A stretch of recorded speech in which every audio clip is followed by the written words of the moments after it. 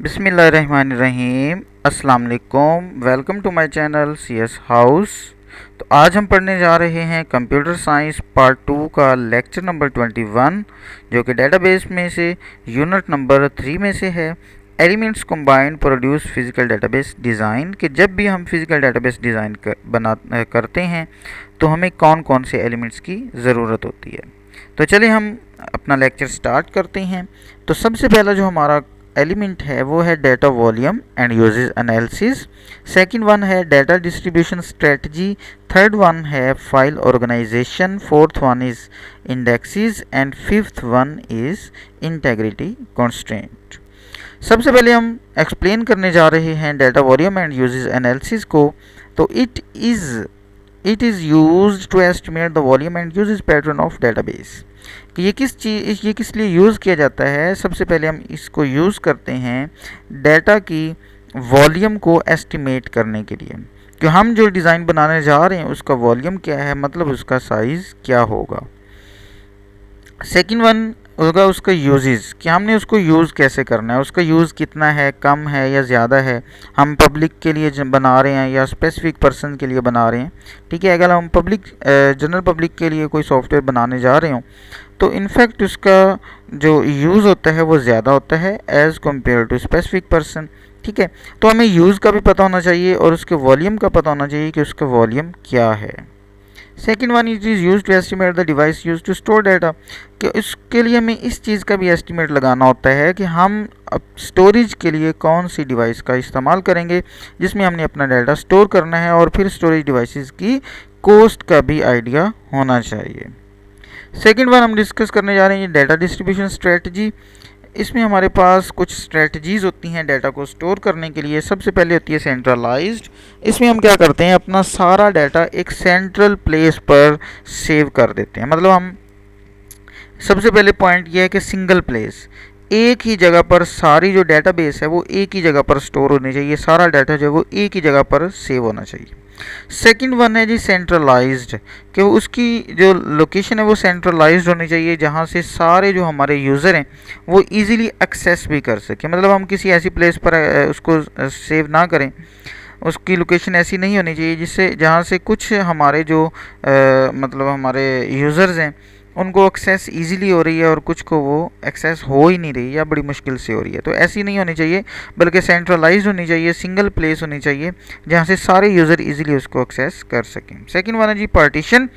तो पार्टीशन में क्या होता है, पार्टीशन में हमारे पास है कि हम अपने पूरी डेटाबेस को डिफरेंट हिस्सों में डिवाइड कर लेते हैं और उसके हर जो एक पार्ट है वो डिफरेंट लोकेशन पर सेव कर दिया जाता है।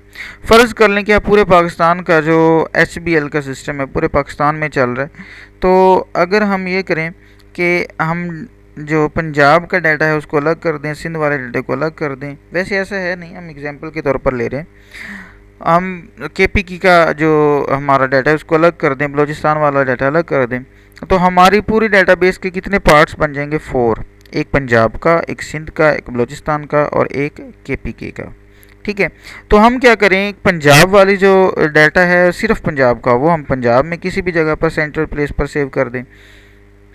जो KPK का है उसको हम किसी भी सेंट्रल प्लेस पर, और इसी तरह से बलूचिस्तान और सिंध वाला भी सेंट्रल प्लेस पर उसको स्टोर कर दें। ठीक है, तो इसमें क्या हमने किया, अपनी पूरी डेटाबेस को हिस्सों में डिवाइड किया और हर हिस्से की लोकेशन जो है वो दूसरे पार्ट से अलग है। ठीक हो गया। देखिए हम पढ़ के देखते हैं। In this strategy database is divided into partitions. Database को हम पार्टीशंस में डिवाइड करते हैं। The partitions are exist on different location, और हर जो पार्टीशन होती है वो डिफरेंट लोकेशन पर एग्जिस्ट करती है। नेक्स्ट वन है जी रेप्लिकेटेड। रेप्लिकेटेड में क्या होता है, इसमें हम फुल कॉपी, हम पार्टीशन में क्या कर रहे थे, अपनी पूरी डेटाबेस को पार्ट्स में डिवाइड कर रहे थे, हिस्सों में डिवाइड कर रहे थे। लेकिन रेप्लिकेटेड में हम उसकी डिफरेंट पार्ट्स नहीं बनाते, हम क्या करते हैं, पूरी उसकी जो कॉपी होती है, फुल कॉपी, डेटाबेस की फुल कॉपी को हम डिफरेंट लोकेशंस पर सेव कर देते हैं। जैसे अभी हम बात कर रहे थे पंजाब और वो वाला, तो उसको आप छोड़ दें। अब हम क्या कर रहे हैं, पूरी हमने डेटाबेस एक ही बनाई हुई है। अब उसकी एक कॉपी पंजाब में हमने सेव कर दी, मतलब यहाँ पर हमने सेव कर दी, एक कॉपी हमने KPK में सेव कर दी, एक कॉपी हमने बलूचिस्तान में सेव कर दी और एक कॉपी हमने सिंध में सेव कर दी। अब पूरी डेटाबेस है, सिंध का सारा डाटा जो है, सिंध वाली जो मतलब हमारा कॉपी है उसमें पंजाब का भी डाटा है, KPK का भी डाटा है, उसमें बलूचिस्तान का भी डाटा है, और जो पंजाब में है उसमें भी सभी का डाटा मौजूद है। ठीक है, मतलब उसकी फुल कॉपी जो है वो डिफरेंट लोकेशंस पर सेव कर दी जाए तो उसको हम कहते हैं रेप्लिकेटेड। उसमें हमारे पास लास्ट हमारे पास है जी हाइब्रिड। हाइब्रिड को जब भी होता है तो उसमें हमारे पास डिफरेंट चीज़ों का कॉम्बिनेशन होता है। ठीक है, तो इसमें हमारे पास क्या है, हम critical and non critical fragments में अपने डेटाबेस को डिवाइड कर देते हैं। मतलब हम क्या कर रहे हैं, हम सेंट्रलाइज भी यूज़ कर रहे हैं और हम पार्टीशन भी यूज़ कर रहे हैं। ठीक है, हम दोनों मेथड को यूज़ करते हुए हम अपने डेटाबेस को क्रिएट कर रहे हैं। नेक्स्ट वन है जी फाइल ऑर्गेनाइजेशन। फाइल ऑर्गेनाइजेशन में क्या होता है, फाइल ऑर्गेनाइजेशन इज मतलब एक ऐसी टेक्निक है जिसको यूज़ करते हुए हम अपना सारा जो डाटा होता है उस डाटे को अपनी सेकेंडरी स्टोरेज पर स्टोर करते हैं। मतलब हम कोई भी फाइल्स हो हमारे पास, अगर हम फिज़िकली तौर पर हमारी जो रिटन फाइल्स होती हैं उनकी बात करें, जो हम मतलब पुराना मेथड था, तो हम क्या करते थे, अपनी फ़ाइल्स को मैनेज करके रखते थे। मतलब जो फाइल्स वाला रूम है जहाँ पर हमारी सारी फाइल्स होती थी, वहाँ पर डिफरेंट हमारी गैलरीज बनी होती थी, तो हम फाइल्स को मैनेज करके रखते थे। हाँ, वो गैलरी है जी एक स्टोरेज डिवाइस है और फाइल्स हम उसमें डाटा सेव कर रहे हैं। ठीक है, हम एग्जांपल के तौर पर वो रूम जिसमें हमारे सारे फाइल्स हैं, वो रूम क्या है, वो स्टोरेज डिवाइस है, और उस जो हम फाइल्स जो रजिस्टर हम उसमें सेव कर रहे हैं वो क्या है, वो डाटा है। अब उन फाइल्स को हम ये नहीं करते थे कि हमने गए और दरवाजे में ऐसे ही फेंक दिया, ऐसे नहीं होता था। हम क्या करते थे, उसको एक मेनटेन करते थे, उसको एक ऑर्गेनाइज हम करके रखते थे, अरेंज करके रखते थे कि अगर बाद में किसी फाइल की ज़रूरत हो तो उसको हम आसानी से ढूंढ भी सकें। ठीक है, तो मतलब जैसे हम कर लें कि हमने गैलरी बनाई, उसमें 2019 की सेल्स हैं, एक 2020 की सेल्स हैं, 2018 की सेल्स हैं, 2017 की सेल्स हैं। हमने क्या किया, अगर बाद में ज़रूरत हो तो हम इजीली उसको ढूंढ सकेंगे। इसी तरह से सेल्स वाले रजिस्टर को हम परचेजेस वाले रजिस्टर से अलग रखेंगे ताकि दोनों में डिफरेंस रहे। ठीक है, तो इसी तरह से जो डिफरेंट स्टोरेज डिवाइसेस होती हैं, लाइक हमारे पास हार्ड डिस्क होगी, हमारे पास सीडी होगी, डीवीडी होगी, मैग्नेटिक टेप पुराना मेथड था वो हो सकता है। तो हमने उस पर अपने डाटे को किस तरह से अरेंज करना है, इसको हम क्या कहते हैं, फाइल ऑर्गेनाइजेशन। हमारे पास कुछ कॉन्स्ट्रेंट्स हैं जिनको मद्देनज़र रखना पड़ता है जब भी हम ये टेक्निक इस्तेमाल करते हैं। Physical characteristics of secondary storage devices, हमें पता होना चाहिए कि जो हमने स्टोरेज डिवाइसेस यूज़ करनी है उसकी करैक्टरिस्टिक्स क्या है। मतलब वो सीडी है या डीवीडी है या मैग्नेटिक टेप है या यूएसबी है या हार्ड डिस्क है, उस हिसाब से हम उसको सेव करते हैं। अवेलेबल ऑपरेटिंग सिस्टम, और जब हमने उन डिवाइसेस को यूज़ करना है तो कौन सा ऑपरेटिंग सिस्टम यूज़ करते हुए उन्हें फ़ाइल को एक्सेस करना है या यूज़ करना है, जो हमारे पास फाइल मैनेजमेंट सॉफ्टवेयर कौन सा है, तो उसी हिसाब से हम फाइल्स को ऑर्गेनाइज करते हैं। यूज़र रिक्वायरमेंट, और यूज़र की रिक्वायरमेंट्स क्या है, उनकी एक्सेस की रिक्वायरमेंट्स क्या है, उनकी स्टोरेज की रिक्वायरमेंट्स क्या हैं, ये सब को हम मद्देनज़र रखना पड़ता है। नेक्स्ट है ये इंडेक्सेस। इंडेक्सेस क्या हैं, इंडेक्स एक टेबल की तरह है जो कि हमारा जो डाटा टेबल में होता है उसकी लोकेशन को डिटरमाइन करता है। मतलब एक ऐसा मैकेनिज्म है जो कि फाइल्स को डाटा को फाइल्स में से ढूंढने के लिए यूज़ किया जाता है। अगर इंडेक्सेस ना हो तो फाइल में से डाटा जो है वो ढूंढना उसको थोड़ा सा मुश्किल होता है, थोड़ा सा टाइम ज़्यादा लग सकता है।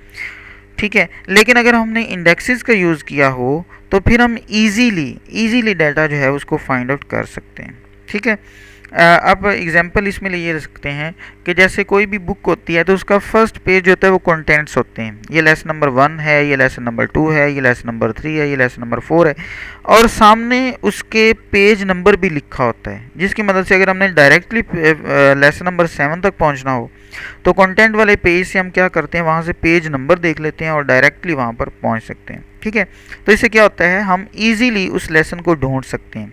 तो इंडेक्सेस भी कुछ इसी तरह से काम करते हैं। इंडेक्सेस जो होते हैं वो इजीली पूरे टेबल में से, मतलब पूरी डेटाबेस में से किसी भी डाटे को ढूंढ सकते हैं, किसी भी फाइल को इजीली ढूंढ सकते हैं। Indexes are used to increase the speed of storing and searching process, के डाटा को स्टोर करने की और सर्च करने की, मतलब सोल्ट करने की और सर्च करने की जो स्पीड है ना उसको इनक्रीज़ कर देते हैं। इसको यूज़ करते हुए हम इजीली डाटा सोर्ट भी कर सकते हैं और इजीली डाटा सर्च भी कर सकते हैं। The performance of the database improved with the indexes, और इनकी मदद से जो डाटाबेस होता है उसकी परफॉर्मेंस जो होती है वो इम्प्रूव होती है। मतलब जब हम एक डाटा आसानी से ढूंढ लेते हैं, उसमें टाइम भी कम लगता है और हमें एफर्ट भी कम करना पड़ती है, तो इनफैक्ट उसकी इम्प्रूवमेंट जो है वो उसकी परफॉर्मेंस जो है वो इम्प्रूव्ड हो चुकी है। नेक्स्ट है हमारे पास इंटेग्रिटी कॉन्स्ट्रेंट। इंटेग्रिटी कॉन्स्ट्रेंट दरअसल होते हैं सिंपल इंटेग्रिटी कॉन्स्ट्रेंट रूल्स को कहा जाता है, जिन रूल्स की मदद से हम अपने डाटे को कंसिस्टेंट कर सकते हैं और करेक्ट कर सकते हैं। मतलब हम कुछ इस तरह की रुकावटें डाटाबेस में लगा देते हैं कि अगर यूज़र वहाँ पर डाटा एंटर कर रहे हैं तो वो जो डाटा एंटर करेगा वो हमेशा दुरुस्त होगा, उसमें कोई एरर नहीं होगा। अगर वो बाई मिस्टेक गलती से कोई गलत डाटा एंटर भी कर रहे हैं तो एक मैसेज शो हो जाएगा कि वो डाटा जो है वो मतलब रॉन्ग पुट कर रहा है। ठीक है, तो इंटेग्रिटी कॉन्स्ट्रेंट हम लगाते हैं डाटाबेस को करेक्ट और कंसिस्टेंट रखने के लिए कि उसमें डाटा जो भी हम पुट करें वो डाटा करेक्ट हो, दुरुस्त हो, हम उसमें गलत डाटा पुट ही ना कर सकें। चलिए हम पढ़ के देखते हैं जी। The integrity constraints are the rules that are used in database, कि database में वो rules हैं जो कि यूज़ किए जाते हैं to keep data consistent and correct, data को consistent और correct रखने के लिए। They act like a check on incoming data in database, ये क्या करते हैं, ये इनकमिंग डाटा पर एक एज अ चेक यूज़ कर रहे होते हैं। चेक मतलब जो डाटा डाटाबेस में आ रहा है उसको चेक करेंगे कि वो क्या डाटा ठीक है या डाटा सही नहीं है, मतलब डाटा गलत तो नहीं है। It increase the quality of data stored in database, और ये डाटा स्टोर्ड की क्वालिटी को इंक्रीज करता है, क्योंकि डाटा जब कंसिस्टेंट होगा, डाटा करेक्ट होगा, तो इनफैक्ट डाटाबेस की क्वालिटी जो है वो इंक्रीज होगी। चलें जी, ये था हमारा आज का लेक्चर्स। अगर वीडियो अच्छी लगी हो तो दोस्तों के साथ शेयर करें, चैनल को सब्सक्राइब करें, लाइक करें और कमेंट करें। थैंक यू जी, अल्लाह हाफिज़, स्टे ब्लेस्ड।